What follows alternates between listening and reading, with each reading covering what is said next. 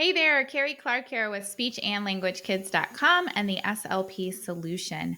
Today I'm going to show you how to teach a child to use the ing ending on a present progressive word like running and jumping.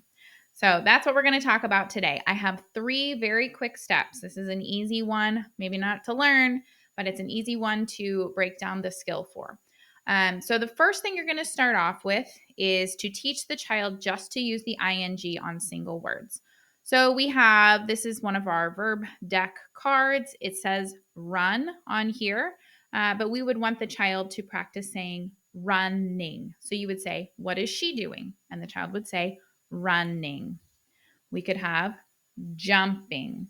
So we use the visual cues. We ask, what are they doing? And we help them use that ing.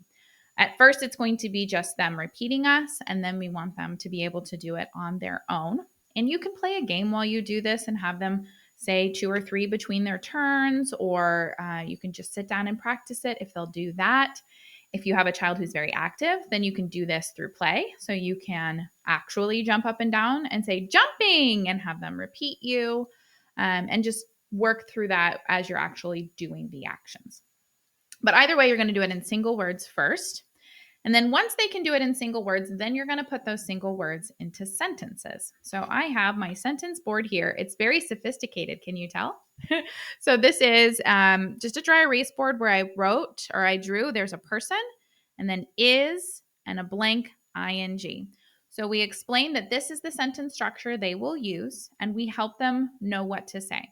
So let's say this one, this is a girl. So we're going to say she and we're going to put it right here and then pretend that's actually staying there. And I'm going to use my finger to point.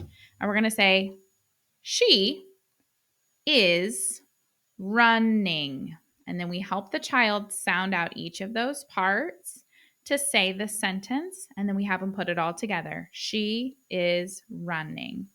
And then we can switch it out for the next one. She is jumping. Again, if you have an active child, you can do this while you're actually moving. You can say, I am jumping and jump.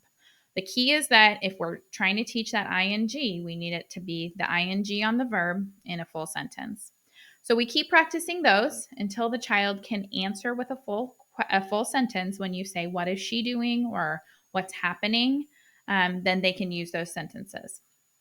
Once they can do that consistently, then you can move on to the conversational level, which would be just while you're having a conversation. So maybe you're playing with dolls and you're having them do different actions and you're talking about the actions. Maybe you're watching a video of the Puppy Bowl from the Animal Planet TV show or TV channel, and you're talking about the actions of what the puppies are doing. Just anything that's more conversational and you're able to use those ing words in conversation. And then you're just giving the child corrections. Oh, remember that's a verb. We're talking about verbs. We need to use our ing. We need to say ing. He is running. You say it. He is running. And then we help them correct it. So that's the third step is conversation.